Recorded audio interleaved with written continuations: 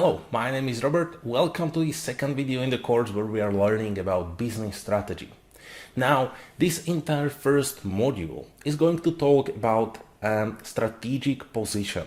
At first, whatever business strategy we are trying to develop, it's important to understand where we are right now. What is our position? We need to do this prior that we start to develop plans, how we move forward. So understanding of where we are is very important. It should always come first. And for this first module, we are going to revolve around a simple concept or this picture. You are going to see the entire module. This is about what is surrounding every organization.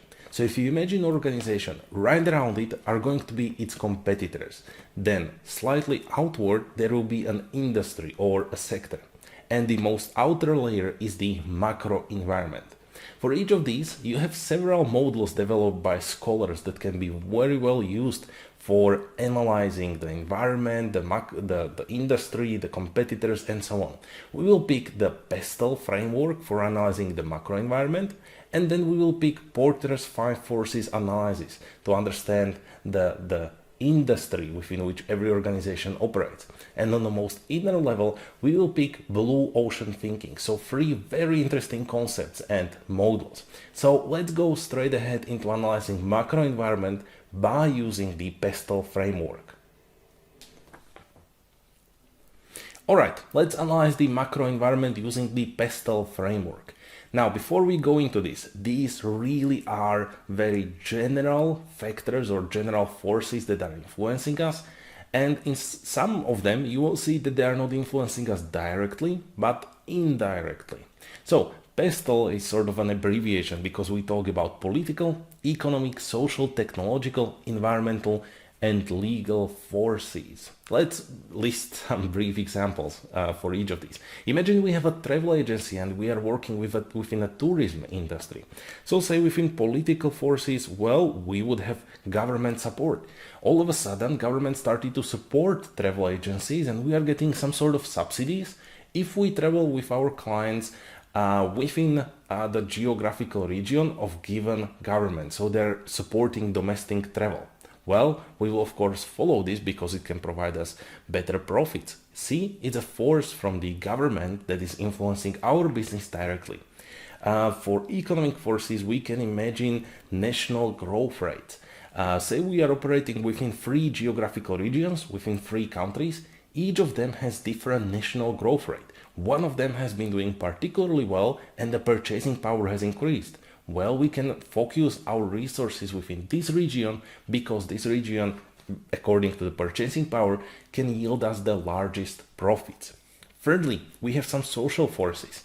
Imagine there has been an analysis that has shown that the travel by elder people has been on the rise. So they have saved a lot of money during their work life and now they are in their 50s or 60s, they would like to travel a lot.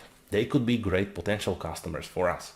And as this is an uptrend, we can try to follow it and again get some revenues on it. Fourthly, technological changes. Say if we have a travel agency, maybe there are new kinds of security checks that we can follow or we should follow. It's given by government that every customer should go through a thorough security check. So we purchase the newest technology and whenever we onboard a customer on our travel bus or sightseeing bus, it runs through this special sort of technological security check. It's actually quite hard to find some technological force within here. Fifthly, we have environmental changes. Maybe you can have energy consumption controls. Say there is a regulation that says only a certain energy or certain amount of pollution can be generated for every person's travel. So we will need to think about, if we travel 500 kilometers with our customers, should we travel with them by plane or by bus? Plane creates more pollution, bus consumes, say, more overall energy. So maybe we will have to adjust our travel packages according to this environmental change or environmental force. Now, lastly, we have some legal forces or legal restrictions. Maybe the government where we operate, there is a new law that restricts mergers and acquisitions. We have been very successful travel agency and we would like to purchase another travel agency, which is our competitor. But the law will not allow us to do so because this acquisition would create too big of a monopoly within a given region, so we will not be able to do so. You see, these were 6 examples for the PESTEL framework. Alright, so we have seen the basic outline of the PESTEL framework. If we were following it, we could identify hundreds of forces and factors that are influencing our business within these 6 major areas. However, listing hundreds of these forces is not the point of PESTEL framework, and I see this mistake actually being done quite often by business students who pick PESTEL framework as their model to go for some business analysis, and then they are listing all these forces. However, it should be about listing of key factors or key factors for change within our business. So key factors for change are environmental factors that are likely to have an impact on the success or failure of strategy. So we have, as a business developers, defined ourselves, this is the strategy that we would like to go for. We are identifying our starting position, where we are right now. Using the PESTEL framework, we should identify 2 or 3 of these major PESTEL forces that are influencing our strategy.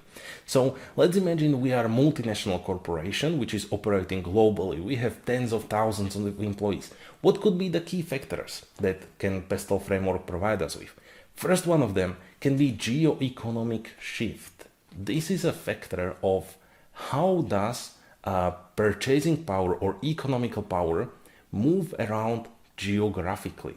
Maybe, say if we have a geographical region, people are moving to the cities and cities are rising in their purchasing power while the rural areas are being lower and lower on the purchasing levels. So this is a geo-economic shift, and the question for us is whether this geo-economic shift is gonna be fast or slow. So it's 2 alternatives within given key factor for change.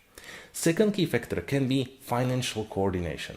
So say we are operating within European Union, and now it's a question whether the financial coordination of states where we operate and European Union in general is going to be sort of well or fast developed and implemented, or it's going to be slow development of financial coordination, and actually the regions are not going to coordinate that much.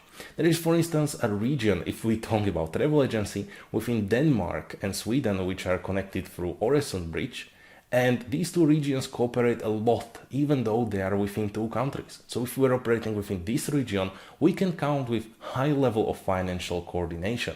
If we're operating in other region, it would be considered low level of financial coordination.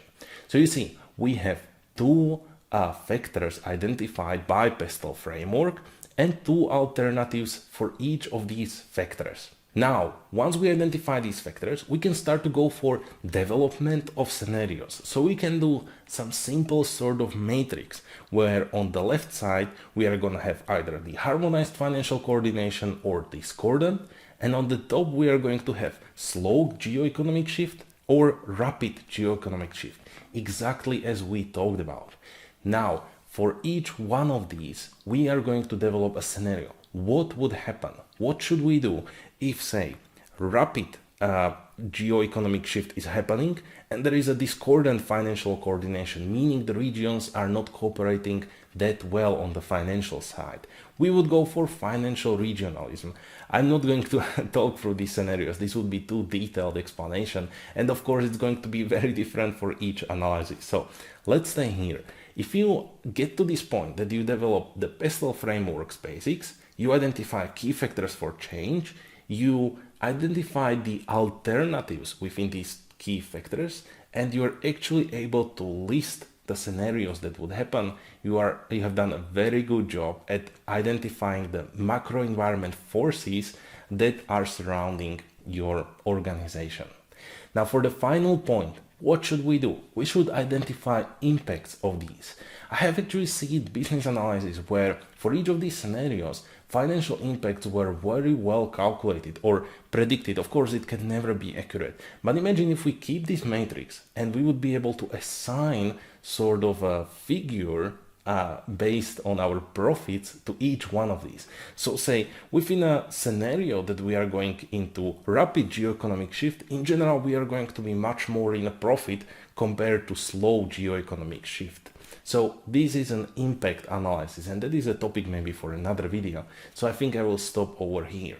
So in this video, we have talked about the PESTEL framework, which is usually used for analysis of macro environment of any organization that is out there. And I'm hoping to see you in the upcoming videos where we will touch upon Porter's 5 forces framework. That is again a very interesting topic.